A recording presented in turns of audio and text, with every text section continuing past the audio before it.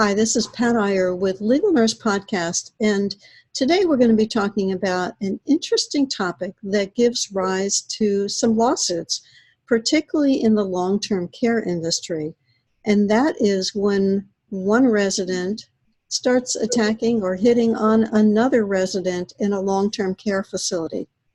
I have with me an expert who is very familiar with a long-term care environment.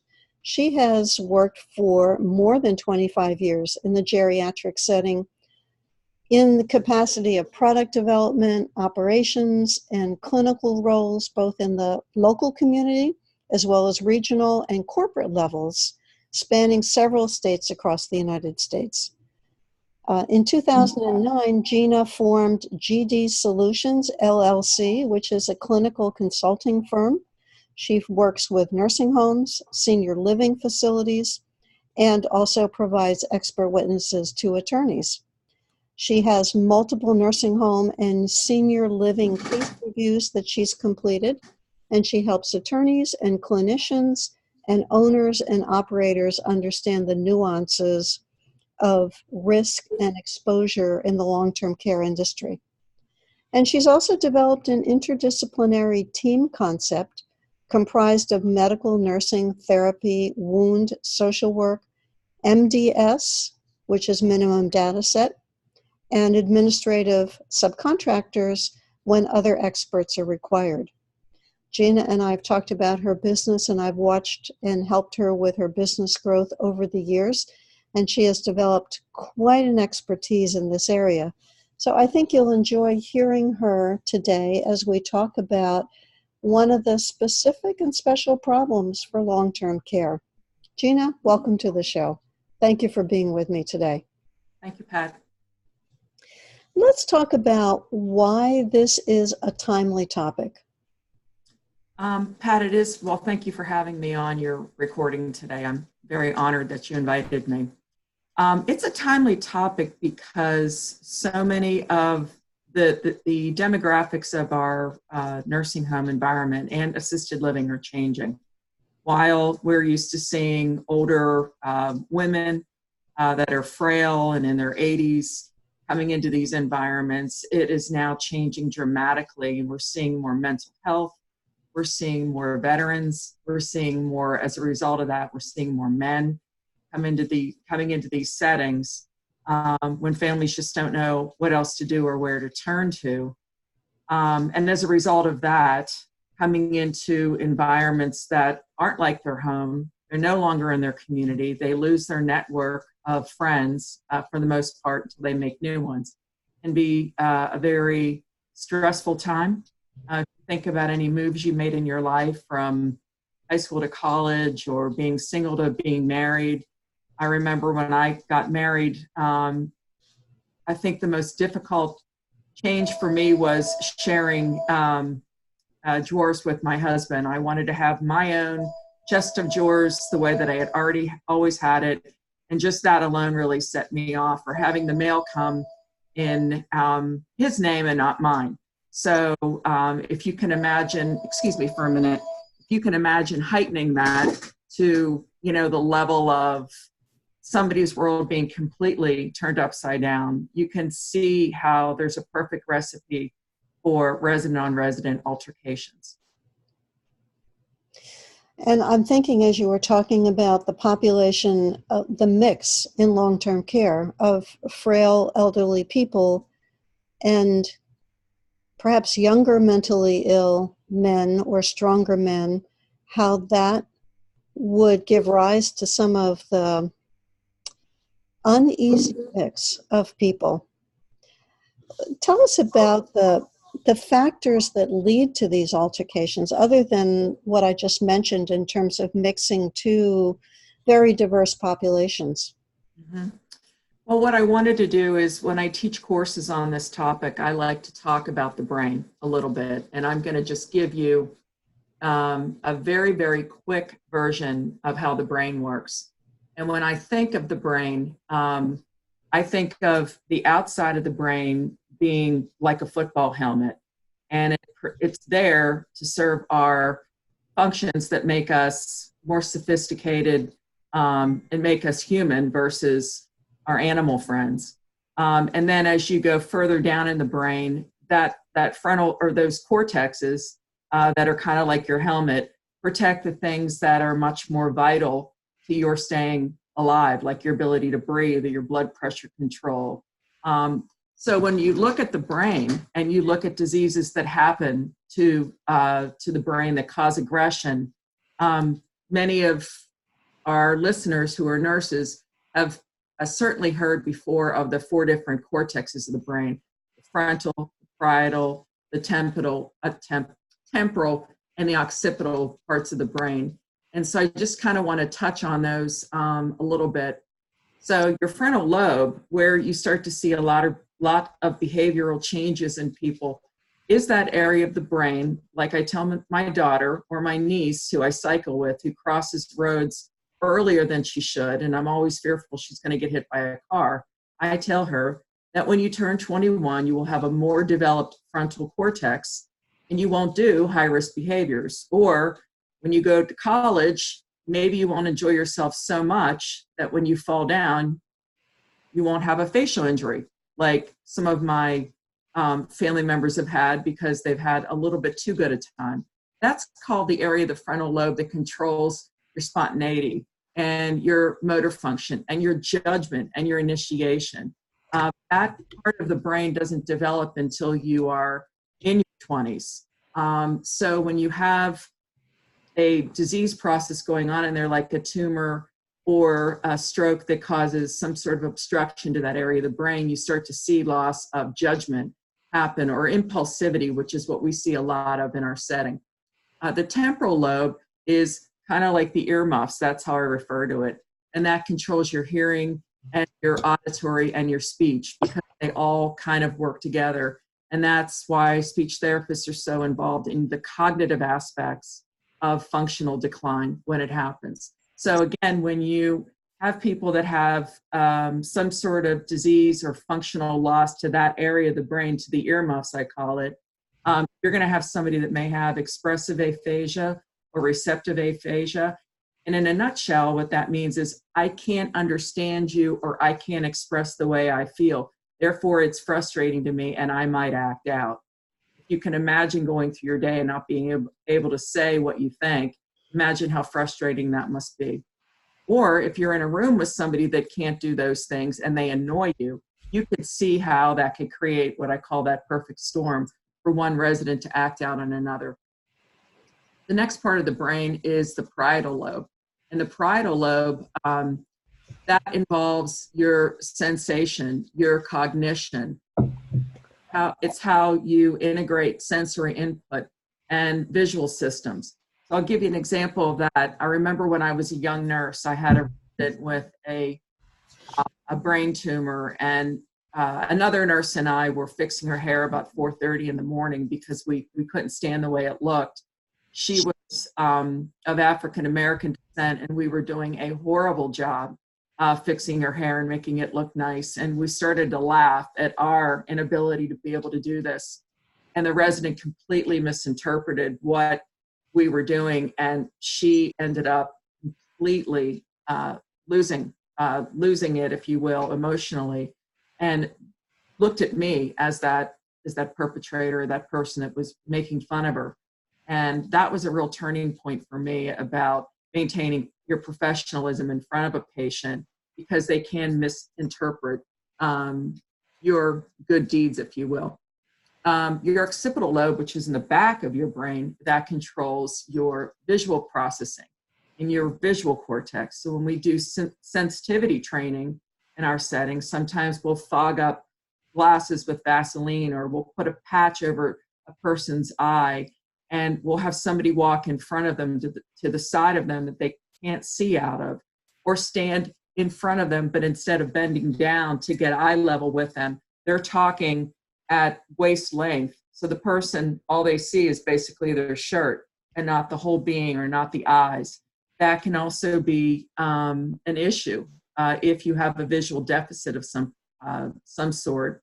You walk by a resident and you say, hey, it's time to go to dinner, or you mispronounce their name, and all they hear is a voice and not a human being, taking the time to stand in front of them and get down where their eyes are and see them. So again, understanding the brain is extremely important.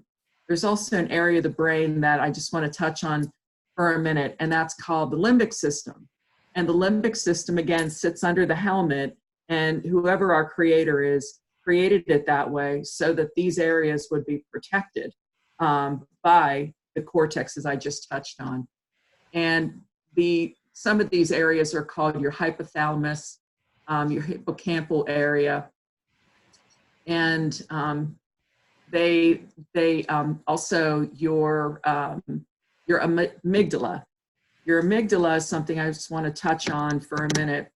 Your amygdala controls anger and your rage. So when you're reviewing a record as a nurse and you see that they have damage to the limbic system or this area of the brain, it should make you think a little bit about this person's emotional center and whether or not you need to investigate the record more before you take them in as one of your residents.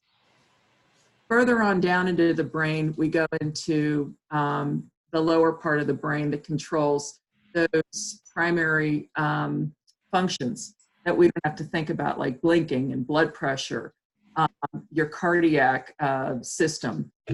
You don't have to think about your heart rate, right? It just happens until you cease to exist.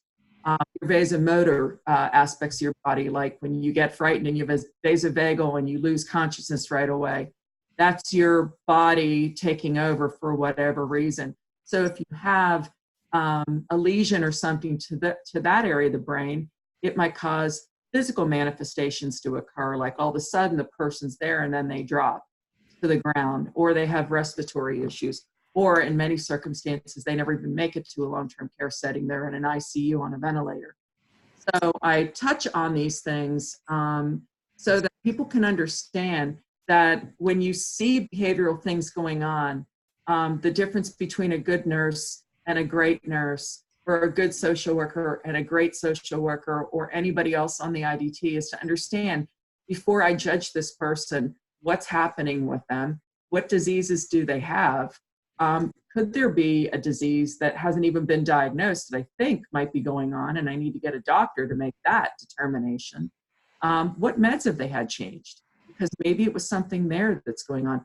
Do they have something called delirium, which is not dementia? It's a resolvable condition, usually from an infection. In most cases in our settings, it's a urinary tract infection or pneumonia that's causing this behavioral change.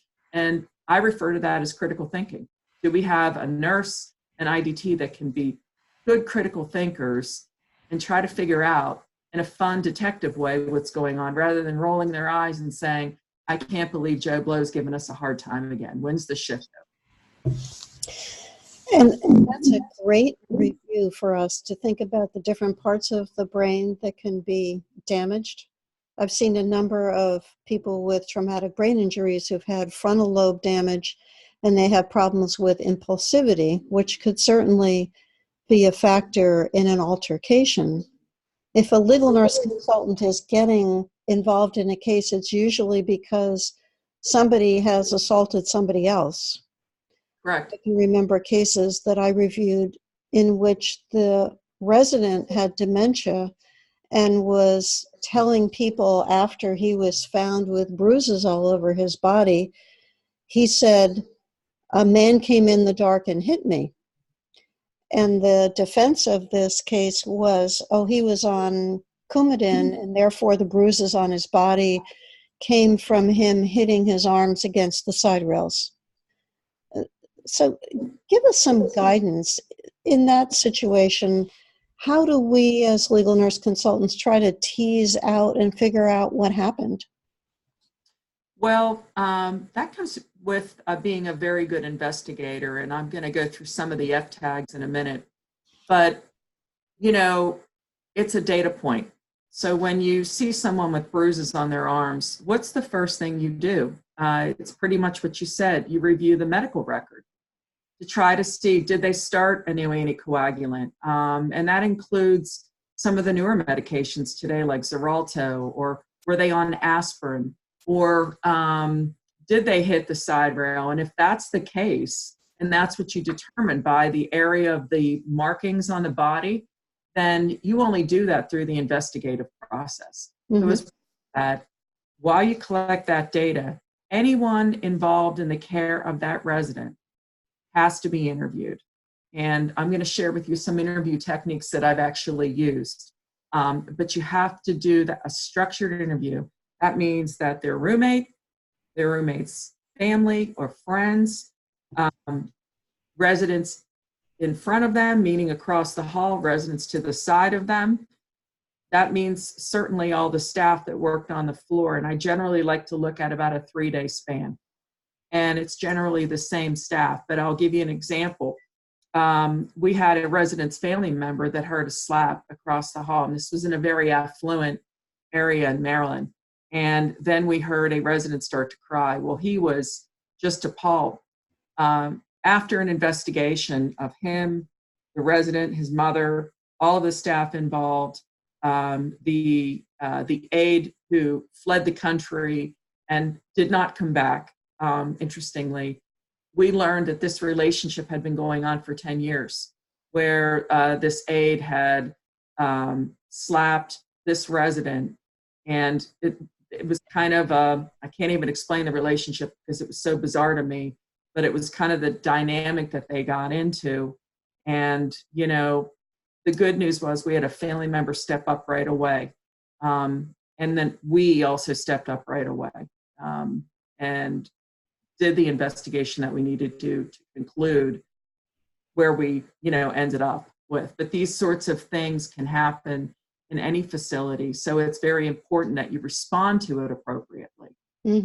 Because resident on resident, resident on staff, and resident on visitor altercations can occur. So it doesn't have to be just between the resident and the resident themselves. I've had situations where visitors have been a little too verbal or physical with residents, family members or otherwise. And I've had certainly staff to resident and resident to staff. So another important factor is understanding how your state regulations guide you to report. I was just in one state working there this summer, and in that particular state, they did not require us to report when a resident was physical with a staff member. In other states, it doesn't matter who the altercation is with, they want you to report it. So that was a learning piece for me. Yes. And I think we're probably, or many people on this call are familiar with the case in Arizona with an employee who impregnated a woman who was in a long-term care facility long-term. Now, that's not an altercation, but certainly sexual activity between staff members and residents is a whole nother topic that just came to mind, and he was identified because of DNA testing. Yes, unfortunately, while rare, thankfully, those situations can happen. By the same token, if you have two residents that are fully alert and they want to engage in a consensual relationship as part of our resident rights and the dignity of two individuals that are that need the services of a long-term care environment, you need to care plan those things. And my biggest advice to people is have open-ended communication with your families and make sure that everyone is on board. Social services certainly guides that process, and the physician, so that you can allow people to be human beings in these settings and at the same time protect their safety. And that can be a little bit of a slippery slope. But again, my feeling is with open communication and honesty and a show of compassion, you know, these things can be, these waters can be waded.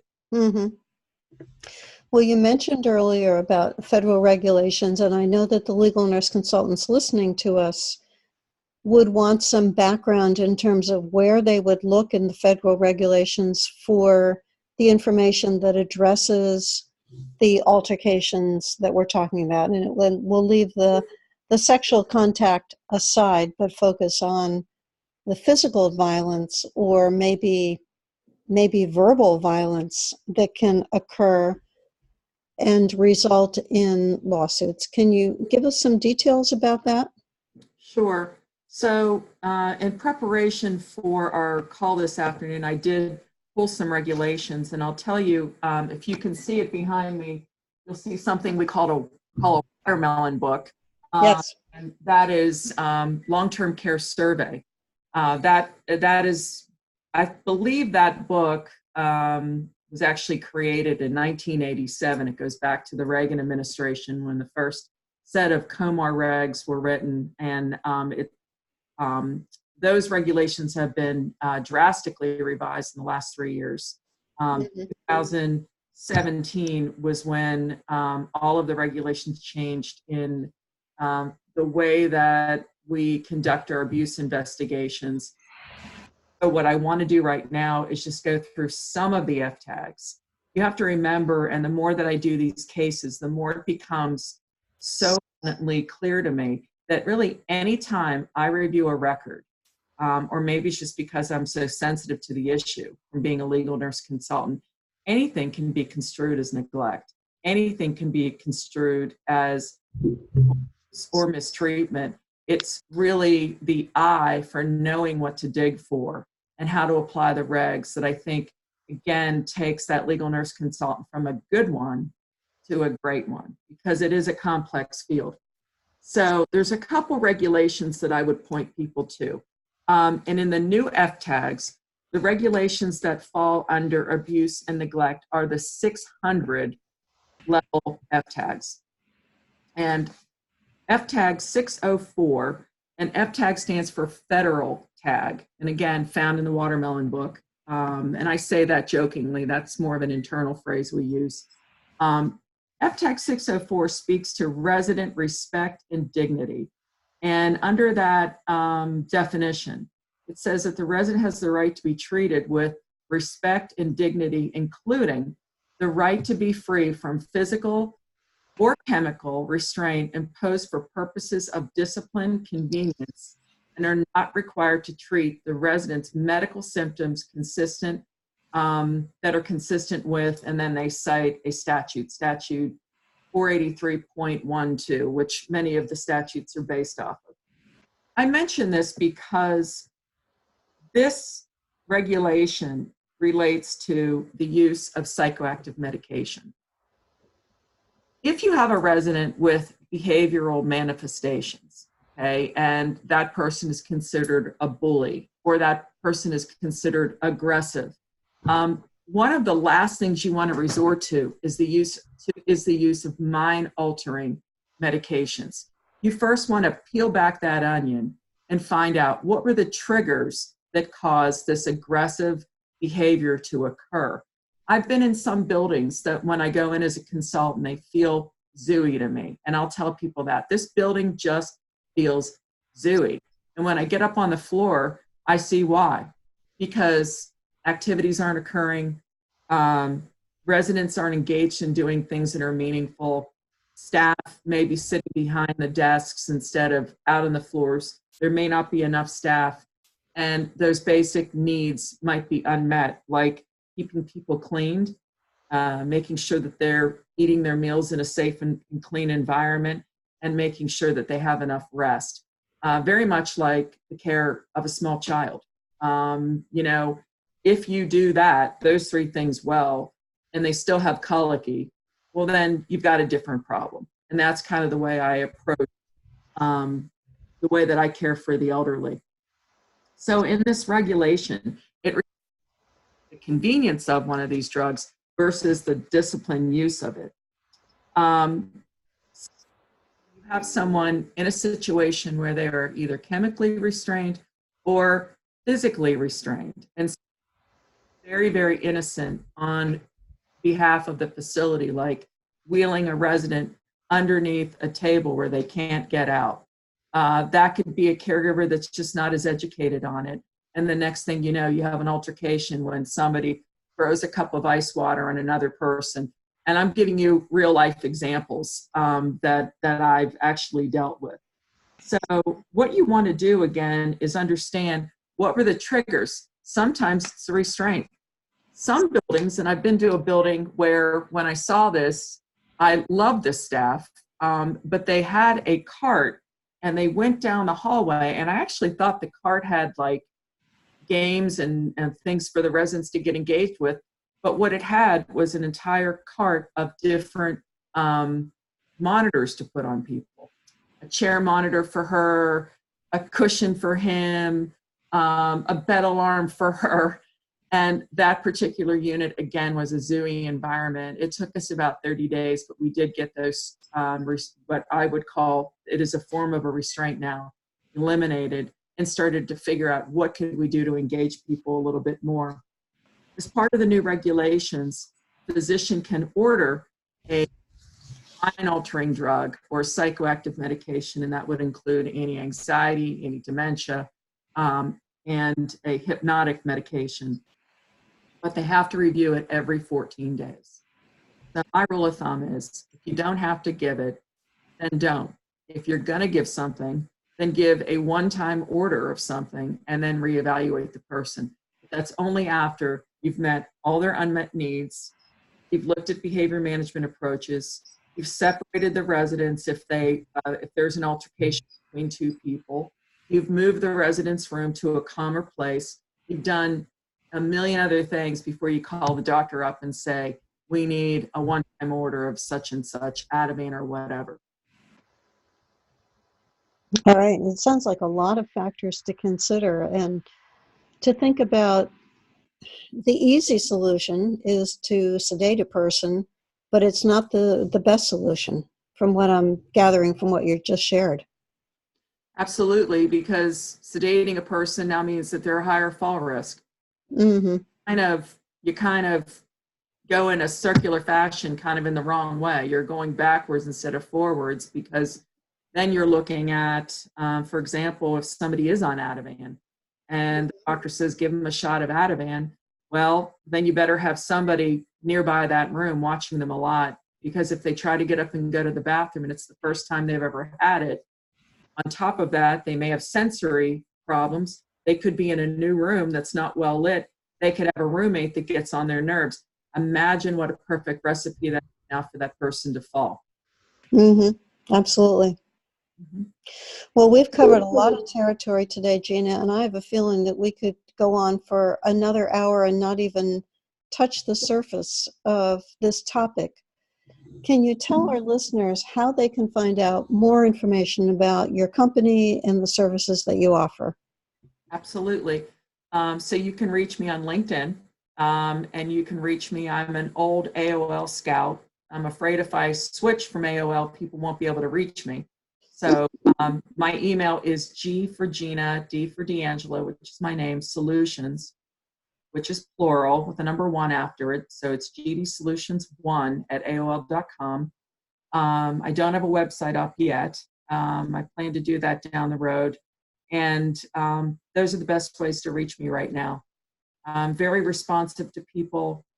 I love what I do. I travel around the country. I learn so much from people in my field. And I will tell you that we have such great individuals that take care of the residents, mainly at the bedside. And I don't mean to say mainly, but the folks at the bedside are really, truly our heroes. And whatever we can do to support them, that's through education and staffing and teaching them what is abuse and going through nuances of it. The more we will build up confidence in our family members and in society in general, because many people really don't know abuse or neglect when they look at it. It's until somebody explains to them matted hair is a form of neglect, or two people yelling is a form of verbal abuse. Watch the way they react to each other. This isn't pleasant. It's only going to get worse, right? Also translating, and I'll just say this very quickly before we go, also translating this environment that we are blessed to work in to that of a school. When I teach abuse and neglect classes, I always say to the audience, if your child came home with a bite mark, if your child came home with a bruise, if your child's behavior changed in any way or their school marks, what would you do? Well, I'd be appalled. I'd go to the school. I'd do this and that. I said, okay, so take that emotion and apply it to our setting.